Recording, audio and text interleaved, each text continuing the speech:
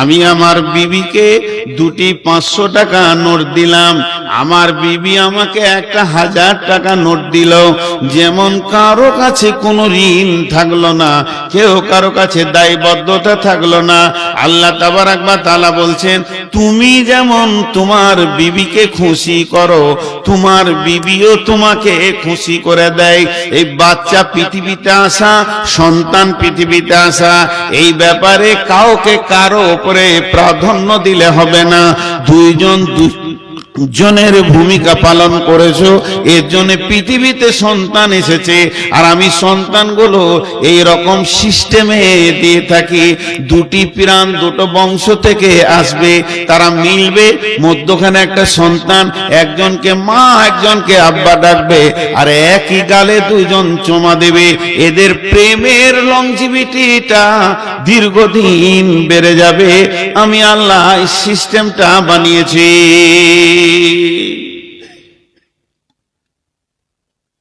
সিস্টেমটা বানিয়েছি। তবে তুমি পুরুষ কেন? পুরুষকে বলছে তবে তুমি পুরুষ কেন? ওয়াবিমা আনফাকু মিন আমওয়ালিহিম, ওয়াবিমা আনফাকু মিন আমওয়ালিহিম। আমি এই জন্য তোমাদেরকে পুরুষ বানিয়েছি। তুমি গ্রীষ্মে পুড়ে যাবে, শীতে কাঁপবে, বর্ষায় ভিজে যাবে। তুমি ভ্যান টানবে, টোটো টানবে, রিক্সা টানবে, কুলিগিরি করবে, তুমি মার্কেটে দৌড়বে, বাইকে দৌড়বে, যাতে দৌড়বে। ব্রেনকে পেরেশান রেখে তুমি পৃথিবীর কোণে যেখানেই হয় ওয়াবতাগু মিন ফাদলিল্লাহি, আল্লাহর ফয়েজকে খুঁজে হাসিল করবে।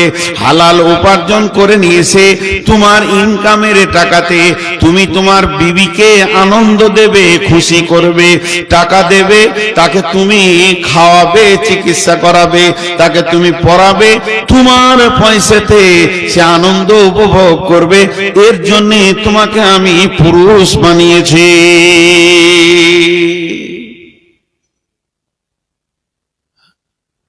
পুরুষেরা নারীদেরকে খাওয়াবে,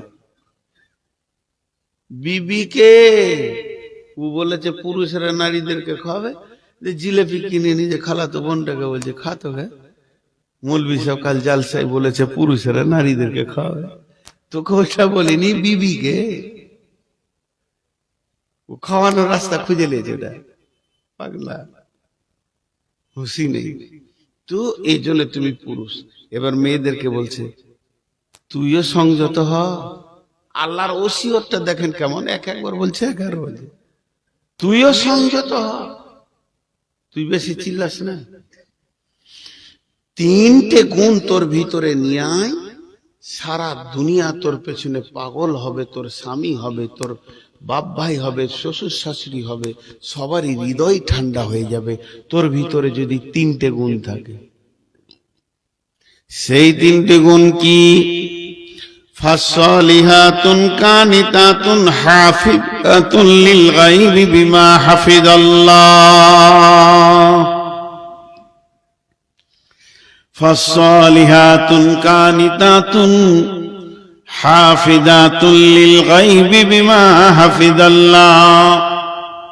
তোমরা সলেহা হয়ে যাও, নেককার হয়ে যাও, हिफाजत करने वाली हुए जाओ, অল্পে সন্তুষ্টি होने वाली হয়ে যাও।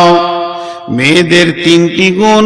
1 নম্বরে হলো তুমি সালেহা হয়ে যাও, 5 ওয়াক্ত নামাজ পড়নে वाली হও, রোজা রাখনে वाली হও, স্বামীকে মাননে वाला হও এবং তুমি পর্দায় থাকনে वाला হও।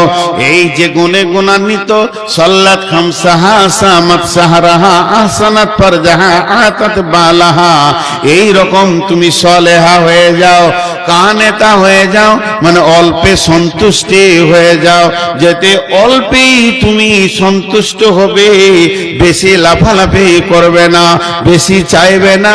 স্বামী যেমন সাদা মোটা সাদা মোটা এনে দেবে, মোটা চাল মোটা ভাত।